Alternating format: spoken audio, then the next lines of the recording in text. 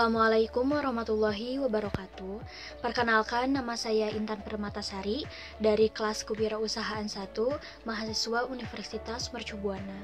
Saya mewakili kelompok saya akan menjelaskan mengenai pitch deck ide bisnis yang telah kelompok saya buat.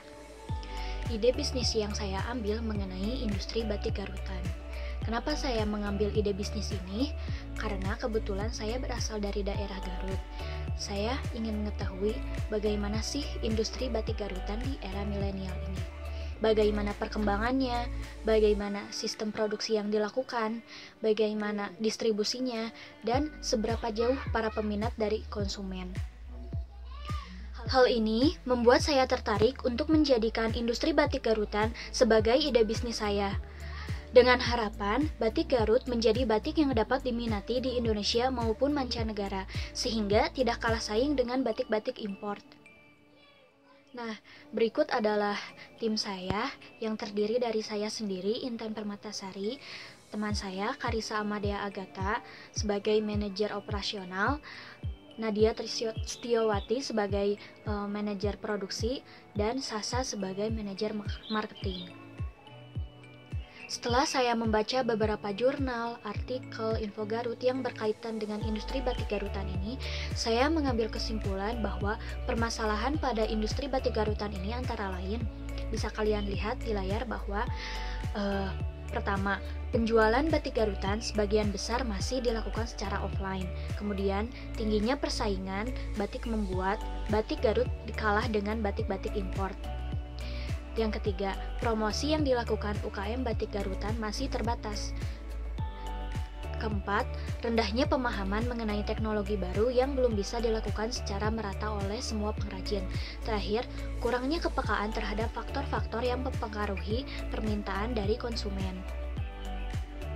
Berikut adalah solusi-solusi atas permasalahan yang telah saya kemukakan. Yang pertama, membuat website warung batik Garutan sebagai media penjualan, promosi, dan katalog produk.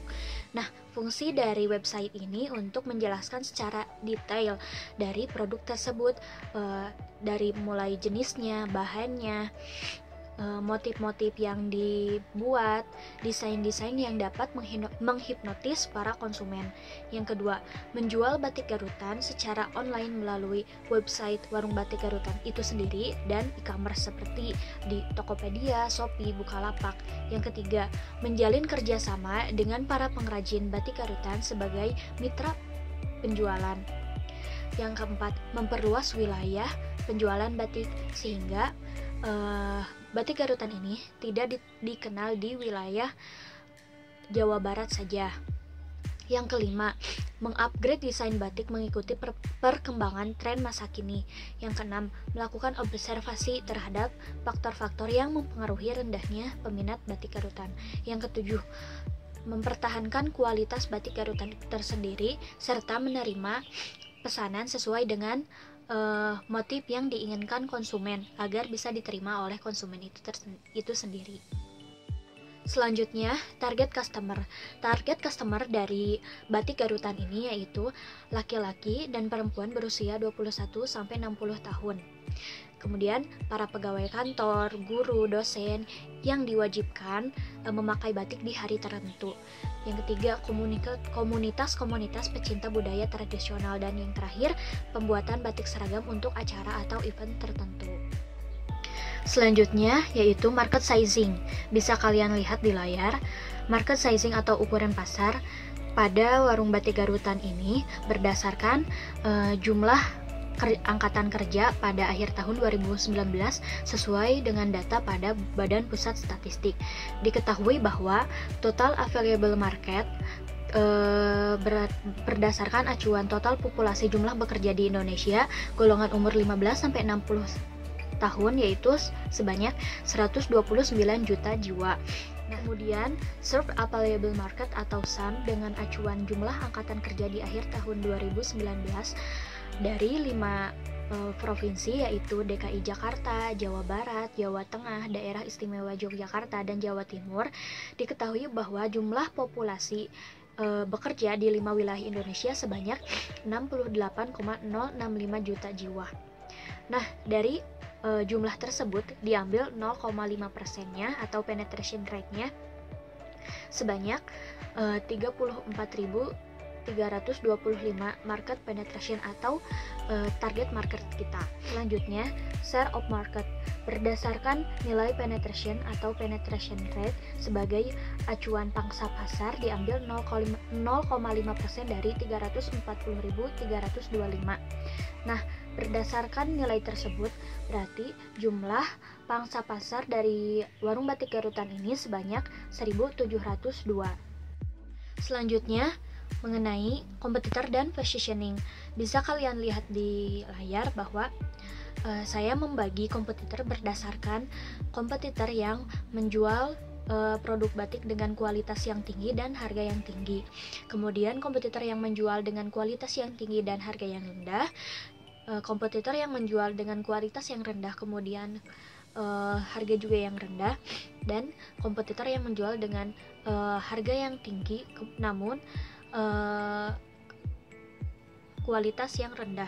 Warung batik Garutan sendiri akan menjual produknya dengan kualitas yang tinggi dan harga yang rendah. Hal tersebut sesuai dengan target customer dan market sizing dari warung batik Garutan. Selanjutnya mengenai bisnis model. Nah, bisnis model yang saya buat menggunakan pemodelan bisnis kanvas, bisa kalian lihat di layar. Selanjutnya, milestone. Dapat dilihat bahwa pada bulan Juli akan dilakukan perizinan, pendirian usaha, dan perizinan lainnya. Kemudian pada bulan September kita melakukan survei pengrajin dan bahan baku. Pada bulan Oktober sampai Desember melakukan desain dan produksi, mendesain batik, memproduksi bahan-bahan yang diperlukan, dan mengoptimalkan website warung batik Garutan. Kemudian pada Desember akhir 2020 dilakukan uji coba promosi melalui sosial media, e-commerce, dan website warung batik Garutan itu sendiri. Kemudian pada awal tahun Januari 2021 dilakukan launching dari warung batik Garutan. Berikut adalah alokasi dana dan dana yang dibutuhkan. Dana yang dibutuhkan untuk website warung batik Garutan ini totalnya 163 juta. Nah, mengenai rincian-rincian alokasi dana tersebut bisa kalian lihat di layar. Selanjutnya adalah marketing and customer acquisition, merupakan metode yang akan diterapkan pada usaha warung batik Garutan ini. Untuk acquisition tersendiri, kita menerapkan dua strategi, ada online strategi dan offline strategi. Nah, untuk online sendiri ada social media marketing, ada content marketing, email marketing, influencer, affiliate. Nah, untuk offline sendiri ada kita menerapkan banner and flex dan pop-up and local event. Kemudian mengenai conversionnya, kita akan menerapkan optimasi call to action, uji coba landing page, memasang kontak untuk dihubungi secara jelas, membuat promo menarik, membuat highlight Instagram mengenai informasi dan review produk. Dan yang terakhir adalah retention. Nah, retention sendiri untuk diterapkan dalam warung batik Garutan, kita akan membangun komunikasi personal, menyediakan banyak pilihan desain produk, kualitas layanan pelanggan yang baik, menyelenggarakan customer loyalty program, dan yang terakhir meminta feedback customer. Untuk jelasnya bisa kalian lihat di layar. Nah, untuk informasi lebih dalam dan lebih jelas bisa kalian hubungi di nomor telepon yang tertera atau melalui email kami di warungbatikgarutan@gmail.com, atau untuk lebih jelasnya lagi bisa kalian kunjungi di warehouse kami di Jalan Ahmad Yani nomor 99 Garut. Sekian yang dapat saya sampaikan. Mohon maaf apabila terdapat kekurangan dan kesalahan baik dari penjelasan maupun perkataan dari saya pribadi. Saya ucapkan terima kasih. Wassalamualaikum warahmatullahi wabarakatuh.